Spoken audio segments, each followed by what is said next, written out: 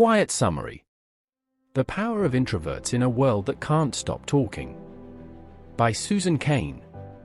Are you the type of person who genuinely believes that silence is golden, and that quiet is a luxury? Have you ever wondered why some things that you might find exhausting, others find exhilarating? Brief. Quiet is about listening to and acknowledging the power and indomitable strength of introverts. The world has been split and is geared towards extroverts, and Susan Cain argues that this bias towards people who feed off high-energy scenarios means introverts are often pushed aside. As an introvert by nature, author Susan Cain faced this dilemma while growing up. She liked being quiet, but felt the world wanted her to be louder. Thinking back to a school camp, she remembers participating in the endless team activities and the shouting of group cheers, when all she really wanted was just to sit quietly and read. This motivated her to research the science behind personality, with a particular focus on introversion. Did you know that 1 in 3 of your friends sees themselves as an introvert? Or maybe you're the introvert in the group? The message is that even if you're not an introvert, you know someone who is. Understanding the people around us is essential to forging better work, friend, or family relationships. The challenge today is that we're biased towards the extrovert. This bias results in 2 problems. The first problem is that we undervalue the quiet strength of introverts, and secondly, we cater to what extroverts need to be at their best. Modern society seldom takes time to understand or accommodate the introvert. Hence, being an introvert can often be difficult in a world that doesn't necessarily cater to them. However, the world needs the quiet strength of introverts. This brief summary offers an understanding of personality types that's immensely helpful. It's essential to realize the things that drive us and things that might deplete us. Both introverts and extroverts have unique strengths, but each of these personalities has different needs. So knowing our personality type helps us to identify what we need to thrive, not just to survive. Carl Jung, the psychologist who introduced these 2 terms, said there's no such thing as a pure introvert or extrovert. We fall somewhere on a continuum, with introversion on one end and extroversion on the other. Understanding the continuum.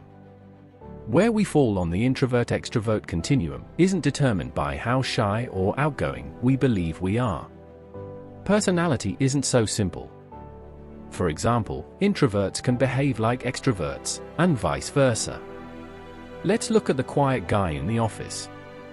We may think that he's incredibly shy because he's quiet at work, but maybe he can talk for hours on end when he's around his close friends.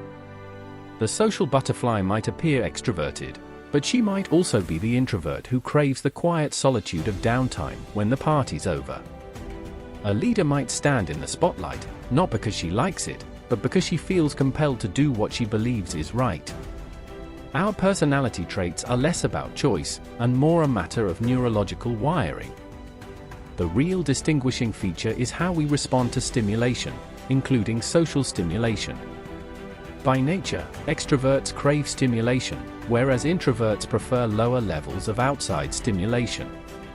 Furthermore, introverts tend to gravitate towards safe, quieter environments, especially when they need to recharge. So, it's not that introverts are quiet, but rather that they need quiet to function at their best. Our biology lays the foundation to how we experience the world. And to explain, let's look at life handing us lemons. To begin, an extrovert's biological makeup is different from an introvert's, as we'll prove by bringing in some lemons. In 1967, psychologist Hans Eysenck dropped lemon juice onto the tongues of extroverts and introverts. He then measured how much saliva was produced, and he found that introverts immediately produced more saliva. This finding is significant because it shows that introverts have a lower threshold for tolerating sensations like sights, sounds, and smells. This indicates that an introvert's nervous system is more sensitive than the average nervous system. As a result, they have more intense reactions to their environment. It's a trait that can be genetically inherited and detected as early as 4 months. a baby with stronger reactions to external stimuli is more likely to be introverted by nature. So, knowing the right amount of stimulation that nurtures your nature will not only help you cope, but to thrive. The problem is that our society leans towards the extrovert. Open-plan offices, bright lights, overcrowded malls, or noisy parties, these are all ways to excite the extrovert, but overwhelm the introvert. In a sense, it's a cultural bias. Introverts often feel out of their comfort zone. The cultural bias towards extroverts means that introverts often feel uneasy in the world. This feeling is because schools and workplaces favor the extrovert's need for stimulation. If we look at a typical classroom, we'll see how this manifests. You'll see desks that are grouped in pods, lots of visual stimuli, and the focus is often on group work and group activities. Similarly, offices are often open plan, with no walls, subjecting everyone to noise and their co-workers' constant gaze. Our society promotes the extrovert ideal. Self-help books teach us how to win friends and influence people. Teachers tend to believe that the ideal student is the outgoing, more outspoken one. And, at work, introverts are often passed over for leadership positions. All of this means that we dramatically undervalue introverts, and in doing so, we lose a lot. Introverts need to question themselves less. Rather than question themselves, introverts need to look harder at the world around them. There was once a boy who was so quiet and shy that he would run straight home from school at the end of the day, to avoid socializing with classmates. As he grew older, he remained a quiet and shy man. Rather than seeing his shyness as a fault, he believed that these traits were his strengths. He coupled these traits with an instinct that made him want to stand against oppression. Over time, he decided to speak up on behalf of others. His motto was, "In a gentle way, you can shake the world." His name was Mahatma Gandhi. If we look towards the United States, in 1955, Rosa Parks quietly refused to give up her seat on a bus. Her bold defiance set in motion one of the most significant social movements in history, the Montgomery bus boycott. Both of these people were brave and powerful, yet described themselves as quiet, soft-spoken, and even shy. Furthermore, there's an abundance of quiet thinkers who are responsible for many important discoveries and artistic achievements. So the question we need to ask is, how can workplaces and schools allow both personality types to complement each other? A glimpse into the workplace. Research shows that charismatic leaders have higher salaries than introverted leaders. However, more charisma does not mean better performance. A study reviewing 128 CEOs of major companies concluded that introverts actually outperform extroverts in certain circumstances. Introverts are particularly capable when leading proactive employees because they listen deeply and are more willing to implement suggestions.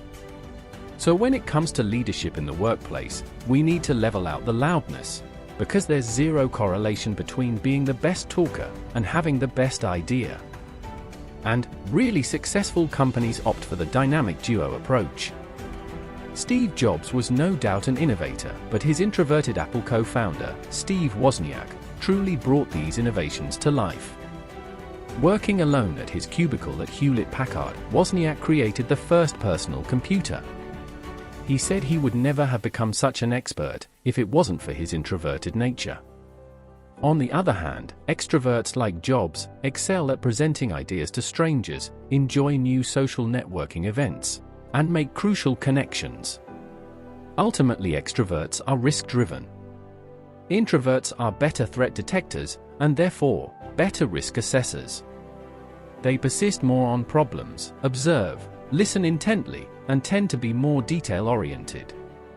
What we need to remember is that teams with both introverts and extroverts complement each other. They can rely on each other's strengths and counteract each other's weaknesses. So it's up to us to discern and play towards our strengths, and it's then for companies to know how to leverage them. What's more, if creativity and innovation are required, then maybe it's time to play by the introvert's rules, because many creative people have a serious streak of introversion. For example, Charles Darwin took long lonely walks in the woods and used this as his deep thinking time. J.K. Rowling booked herself into a hotel, carving out alone time to finish her last Harry Potter novel. The author behind Dr. Seuss dreamed up these amazing stories while working in a lonely room at the back of his house.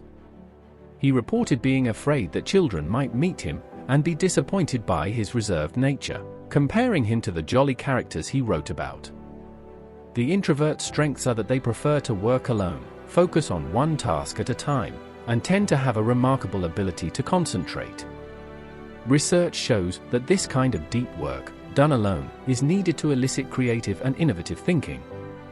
The difficulty is that today's work environment is geared towards distraction and interaction. Open-plan offices, team building, and brainstorming sessions populate the modern workplace. And group work doesn't always work. Studies show that people produce more ideas when they're alone, and that these ideas generated are often of higher quality. It's worth noting that the bigger the group, the worse the performance. Finally, we often lose out on introverts' valuable ideas because extroverts tend to think out loud and speak up more. As a result, the opinions of the extrovert get the most airtime. Groups also mirror each other's way of thinking and easily conform, which hinders our capacity for original thinking. So it's worth considering giving more space to the introverts to maximize creative thinking and problem solving. To maximize creativity, you might need to break some rules. So how do we create spaces where different personalities can thrive? The first thing is to create flexible work environments that allow for remote working. We should also allow people to prepare before meetings and brainstorming sessions in order to generate ideas beforehand. Schools can also get creative and help quieter pupils to speak up without feeling intimidated. A student, Brianna, recalled how daunting she found group work. Brianna's teacher provided each student with 3 sticks before class, and they then had to sit in a circle and discuss that day's topic. A stick could only be discarded if you contributed to the discussion. Leftover sticks at the end of class signaled lower grades. This meant that introverts would ultimately receive lower grades than the extroverts. This experience was a nightmare for introverts such as Brianna, and it was also incredibly counterproductive. A lot of extroverted students just started talking for the sake of talking, and this resulted in meaningless discussion, instead of any mindful dialogue. Cain suggests the think, pair, and share approach. It's a slightly different, but beneficial technique because it provides necessary thinking time. The idea is to give students time alone to think and then pair them up to discuss ideas and thoughts. After that, the class can come together as a whole and reflect further. This approach creates a friendlier, more conducive environment for introverts.